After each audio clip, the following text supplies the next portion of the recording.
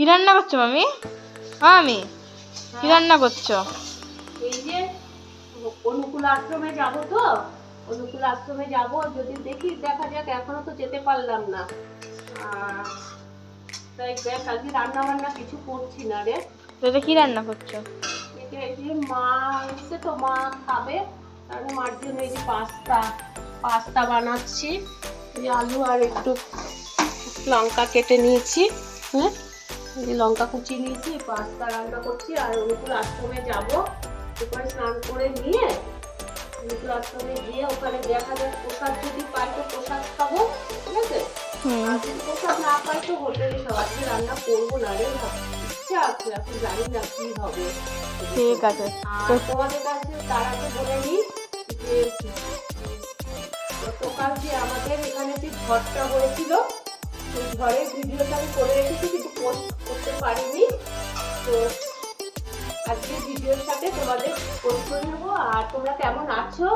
আমি এবং আমার পরিবার সবাই মোটামুটি ভালো আছি, আর তোমরাও ভালো থাকবে। আর অনেক অনেক ভালোবাসা, তোমাদের ভালোবাসা আজকে আমার 10,000 সাবস্ক্রাইব, মানে সরি আমি একটু ভুল ক্ষমা চেয়ে নিচ্ছি। আমার অনেক পরিবার হয়ে গেল। মানে তোমরা যেভাবে আমাকে ভালোবাসছো সেইভাবে ভালোবাসো। অনেক অনেক কষ্ট করে তোমাদের কাছে আসতে হয় গো, অনেক কষ্ট, শুধু না অনেক লোকে, তোমাদের কথা বলছি না, আমার নিজের লোকেরা অনেক অনেক বাজে কথা বলেছে। আমি ভেবেছিলাম যে ভিডিও করা বন্ধ করে দেবো, কিন্তু কি বলতো, মাথা মানে আমার মানে আরো ডিপ্রেশনে ভুগে যাবো, মানে পড়ে যাবো, মানে এই কারণে আমি ভিডিও বন্ধ করিনি। আর আজকে বন্ধ করিনি বলে আজকে আমি এত ভালোবাসা পেয়েছি। আর তার সাথে সাথে আমার শুধুমাত্র একটা, আমি এর আগেও বলেছি যে একটা ছেলে নিয়ে আমার পরিবার না, আমার অনেক পরিবার হয়ে গেছে। তোমরা সবাই জানো গতকাল প্রাকৃতিক দুর্যোগ রেমাল এসেছিল, তো রেমালেরই কিছু দৃশ্য তোমার সামনে তুলে ধরছি।